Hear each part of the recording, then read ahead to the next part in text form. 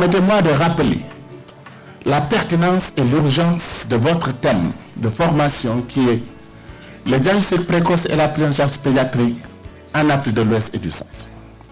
Par rapport à la magnitude du virus, l'ampleur et l'intensité de cette épidémie chez les enfants, selon le dernier rapport de l'ONU-SIDA en 2018, les nouvelles infections chez les 0-14 ans seraient de 36% en Afrique de l'Ouest et du Centre, contre 52% en Afrique de l'Est.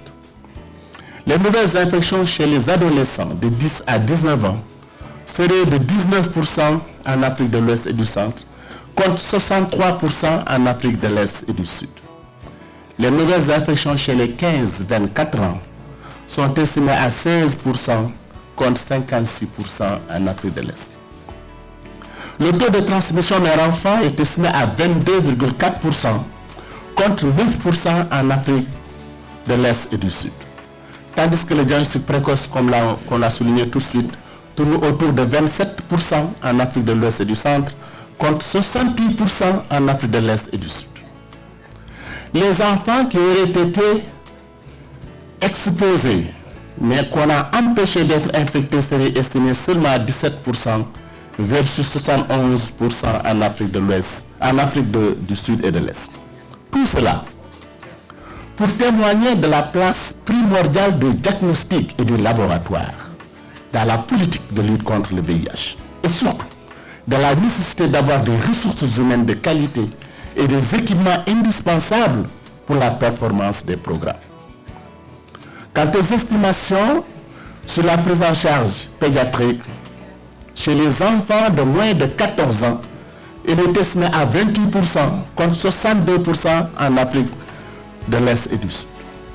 Chez les adultes au-delà de 15 ans, l'accès aux ARV est estimé à 53% contre 67% en Afrique de l'Est et du Sud.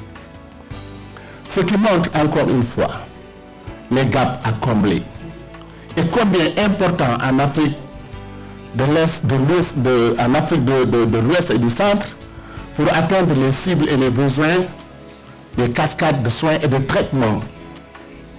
Pour ce qui est des cibles de 3,90 et des objectifs ambitieux que vous avez entendus, nous en sommes à 64% en Afrique de l'Ouest et du Centre contre 85% en Afrique du Sud et de l'Est.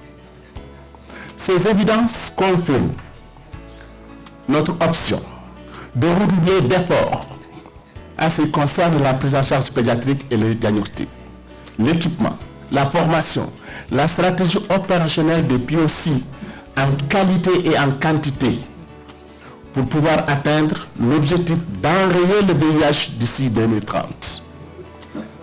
Et même si tel ne sera pas le cas, on sera sur les rampes d'accélération irréversible d'atténuer le VIH comme menace de santé publique et d'avoir des tendances lourdes vers l'atteinte de l'agenda 2030.